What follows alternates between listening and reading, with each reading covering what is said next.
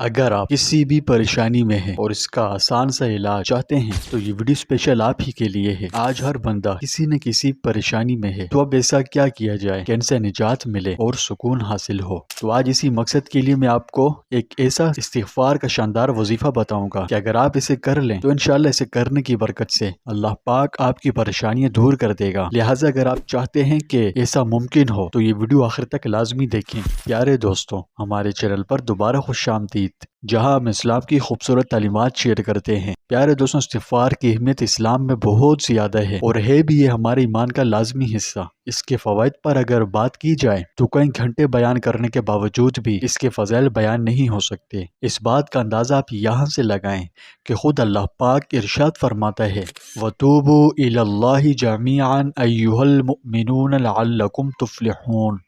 مفہوم آیت کا یہ ہے کہ اے ایمان والوں، تم سب مل کر اللہ کی بارگاہ میں توبہ کرو تاکہ تم فلاح پاؤ۔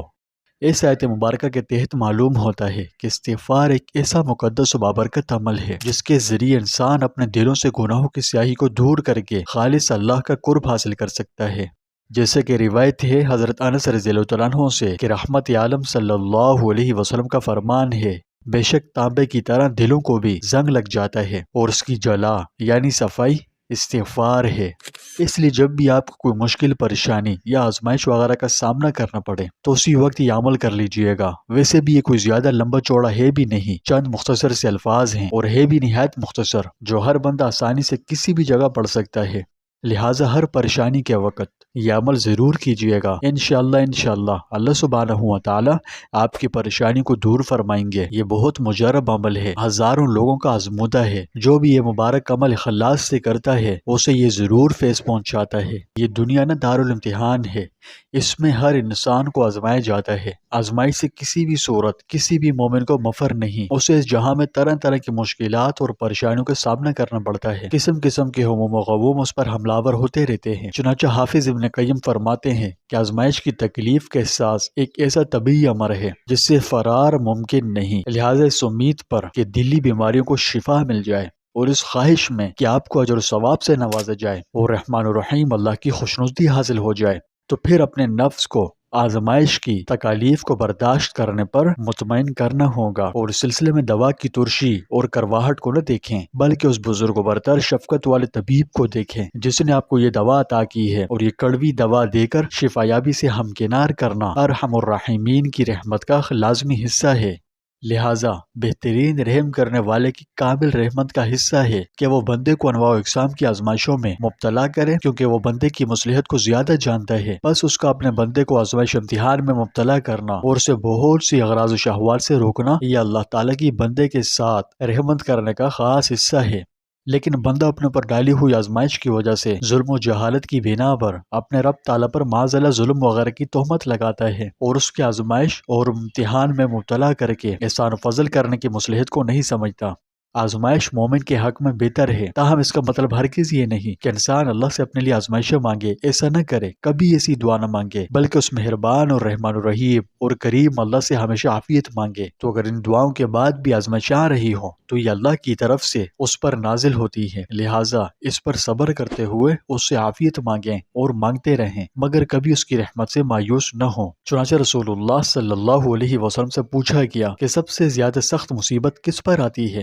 تو رسول اللہ نے فرمایا انبیاء کرام پر، پھر جو ان کے بعد افضل ہیں، پھر جو ان کے بعد افضل ہیں۔ سورہ بقرہ آیت نمبر 214 میں اللہ تعالیٰ نے فرمایا کہ مسلمانوں، کیا تم نے یہ سمجھ رکھا ہے کہ تم جنت میں یوں ہی داخل ہو جاؤ گے، حالانکہ ابھی تمہیں اس جیسے حالات پیش نہیں آئے جیسے ان لوگوں کو پیش آئے تھے جو تم سے پہلے ہو گزرے ہیں۔ ان پر سختیاں اور تکلیفیں آئیں اور انہیں ہلا ڈالا گیا، یہاں تک کہ رسول اور ان کے ایمان والے ساتھی بول اٹھے کہ اللہ کی مدد کب آئے گی؟ یاد رکھو اللہ کی مدد نزدیک ہے۔ سورہ بقرہ آیت نمبر 155 میں اللہ نے فرمایا کہ دیکھو ہم تمہیں آزمائیں گے ضرور، کبھی خوف سے اور کبھی بھوک سے، کبھی مال و جان اور پھلوں میں کمی کر کے، اور جو لوگ ایسے حالات میں صبر سے کام لیں، اے نبی ان کو خوشخبری سنا دیجئے۔ اگر وہ یہ بات ذہن میں رکھیں تو آزمائش ہلکی محسوس ہوگی اور آپ اس بات کو سمجھ جائیں گے کہ آپ کو عظیم خیر و بھلائی حاصل ہے۔ جب تک آپ اپنے ایمان اور دعوت کی راہ میں آزمائش میں مبتلا رہیں اور آزمائش میں مبتلا ہو کر بھی اپنے دین کو مضبوطی سے تھامے رکھیں اور اپنے رب تعالیٰ سے تعلق مضبوط رکھیں، تو پیارے دوستوں، آزمائش اللہ کی طرف سے ہوتی ہے اور صرف وہی مشکلات کو ہماری دور کر سکتا ہے۔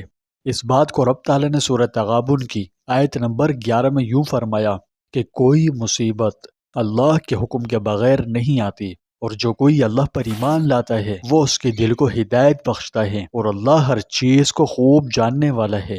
یعنی اللہ تعالیٰ اہل ایمان کو مصیبت کے وقت یہ اطمینان عطا فرماتا ہے کہ ہر مصیبت اللہ تعالیٰ کے حکم سے آتی ہے اور اس میں کوئی نہ کوئی مصلحت ضرور ہوتی ہے، چاہے وہ انسانوں کی سمجھ میں آئے یا نہ آئے۔ اس تصور کے نتیجے میں ایمان والوں کو ناقابل برداشت تکلیف نہیں ہوتی اور انہیں صبر کی توفیق مل جاتی ہے، اور یہی اللہ کی بہت بڑی نعمت ہوتی ہے۔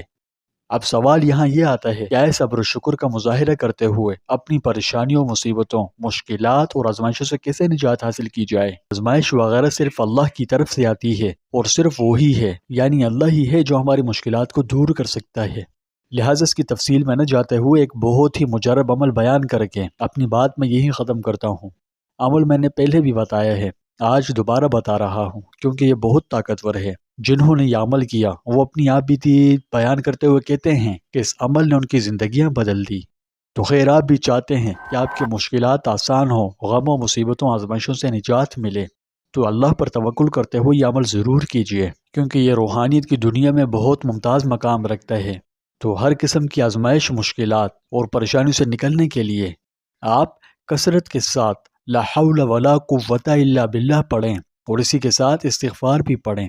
آپ یوں سمجھیے کہ 100 مرتبہ صبح اور 100 مرتبہ شام استغفار پڑھیے، اور اسی کے ساتھ کثرت کے ساتھ لا حول ولا قوت الا باللہ یہ کلمہ بھی پڑھیں۔ احادیث میں اس کی بڑی فضیلت بیان ہوئی ہے۔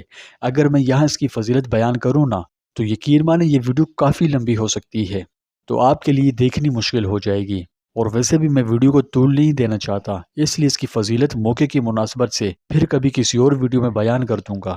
لیکن اگر آپ اس کی لا حول ولا قوت الا باللہ کی فضیلت کے بارے میں جاننا چاہتے ہیں تو اس پر میں نے کئی ویڈیو بنائی ہوئی ہیں پہلے سے، تو بہرحال آپ دیکھنا چاہیں تو میں اس ویڈیو کی ڈسکرپشن میں ان کا لنک دے دوں گا، آپ اس کے بعد اسے بھی دیکھ لیجئے گا، ٹھیک ہے؟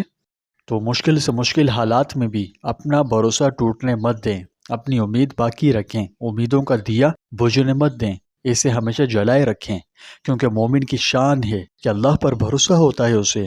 آزمائش کی لہریں اور فتنوں کی تیز آندھیاں اس کے اللہ پر اعتماد و بھروسے میں کوئی لغزش اور جنبش پیدا نہیں کرتی، اور در حقیقت ایسے ہی لوگ فلاح کو پہنچتے ہیں۔ دوستوں، ثواب کی نیت سے کومنٹ میں ایک بار استغفر اللہ لکھ کر ویڈیو کو شیئر کر دیں۔